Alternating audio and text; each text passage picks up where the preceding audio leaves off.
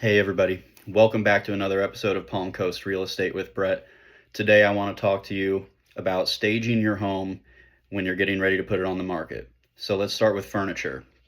A good rule of thumb is to remove between a quarter and a third of the furniture in your home, depending on how much you have in there in the first place. But you definitely want to make sure that there is no furniture that's placed in a way that's going to impede freedom of movement as people walk around. And removing this amount of furniture, making sure that there's a good flow throughout the home is going to make all the rooms feel much bigger. And then it's even better if you hire a staging company because they know what they're doing. They're experts at this, and they can bring in modern furniture that's going to make the house feel new.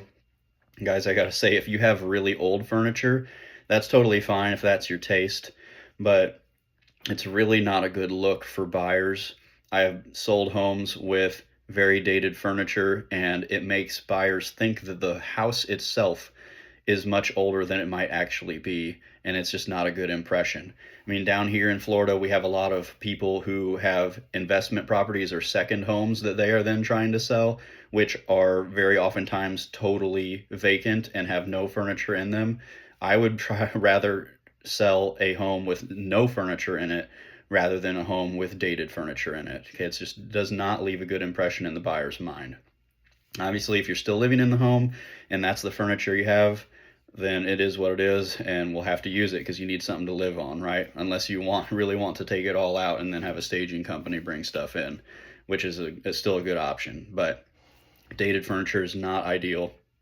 And then secondly, you want to remove pretty much all knickknacks and decorative items from things like kitchen counters, coffee tables, end tables, bathroom vanities. Get all that stuff cleared off. It's very distracting visually, especially when we're talking about photography and videography for your home. 90+% of people these days start their home search online.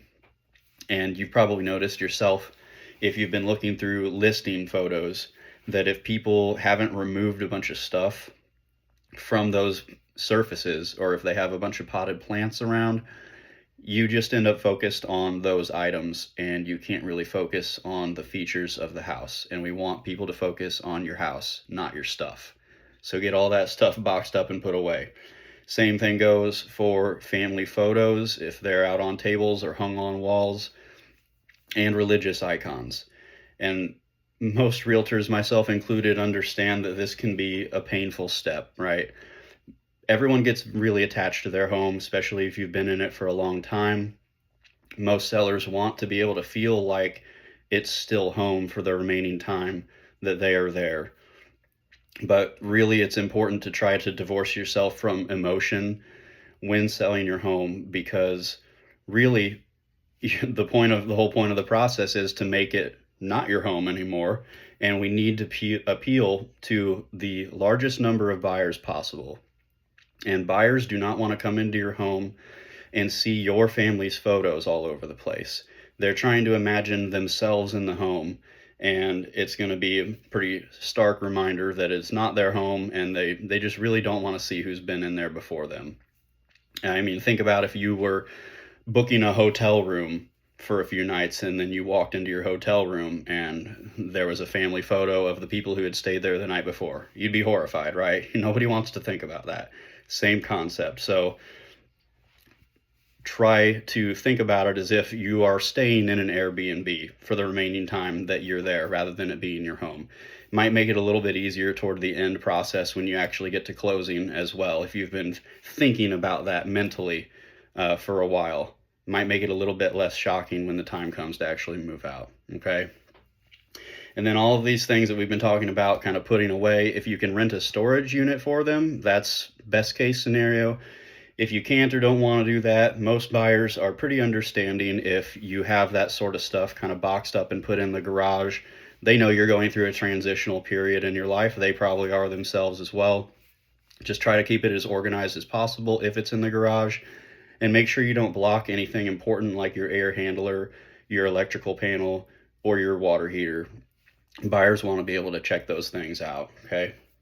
And then finally, Clean absolutely everything. We're talking if you have if you have carpet, shampoo it, mop your floors, wipe down tables, countertops, vanities, toilets, windows, and even walls and baseboards if there are any scuff marks on those. Clean everything very well. Not only is that going to improve the visual presentation of your home, but also the smell, right? We want it to smell clean when people walk in. And then also, this isn't rocket science, nothing earth shattering here, but as far as the lawn goes, make sure it is freshly mowed, weed whacked, edged around the driveway and walkways, and that all weeds are pulled.